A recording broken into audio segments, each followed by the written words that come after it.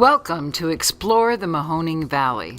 I'm your host, Paula Jasper. Today we're going to take a peek inside a treasured local institution, the YWCA of Youngstown.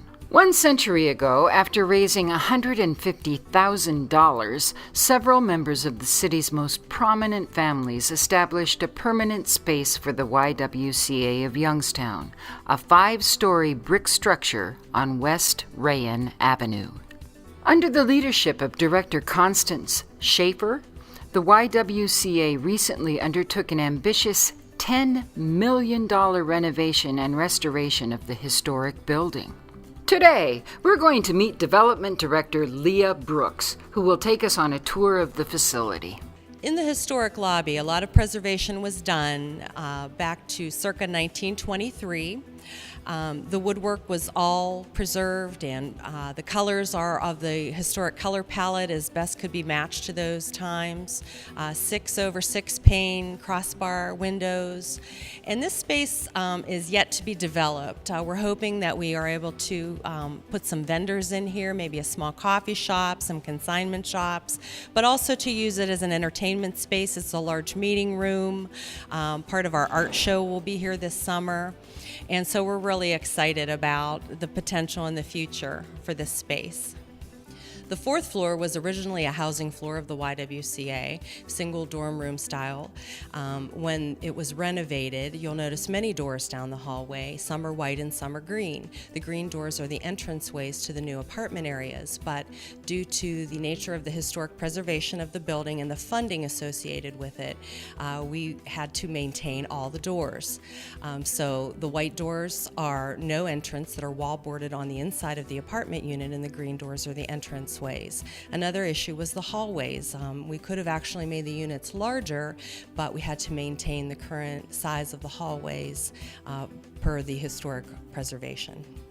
This unit is probably close to 650 square feet. You wouldn't get any better in downtown New York. There's a wonderful view out of the large windows. And then it has spacious closet space and a nice bathroom. This is long-term housing, so people could live here indefinitely as long as they qualify on a fixed income. But if we do have a turnover, then we have to make sure we're ready for the needs of that next tenant. So right now we have 30 units and they are all leased up. Oh, I love it. After all these years of sharing a bathroom with 18 women and getting in each other's way, it's so much nicer to have your own space. There's not as much tension anymore. And this is the first apartment I've ever had.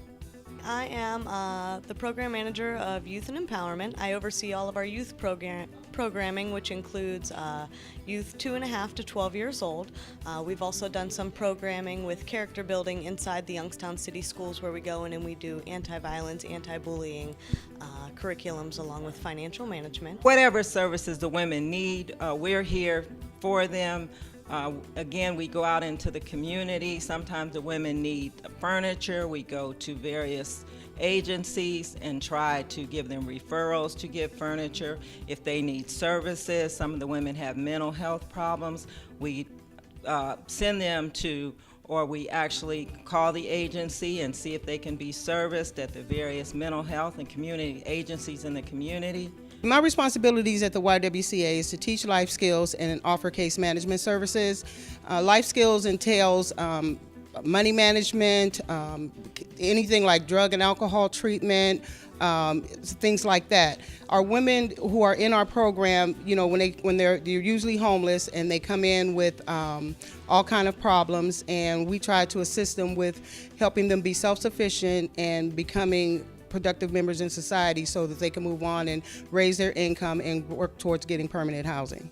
Connie Schaefer has been the director here for about 17 years, and she was really the leader, the fearless leader of this project, trying to match, with the support of the board, trying to match some of the complex funding structures with all the rules and regulation, marrying historic preservation with low income tax credit requirements, including ADA, universal design. So trying to make a historic building work as a modern function was quite a challenge.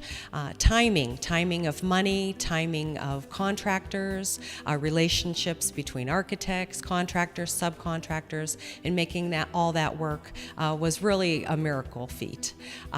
It's about a $10 million project. We are still fundraising and moving forward with phase 2, which includes the remainder of the windows, some of the cosmetic touches, some of the furnishings, as well as landscape architecture, hoping to have a garden space in the front.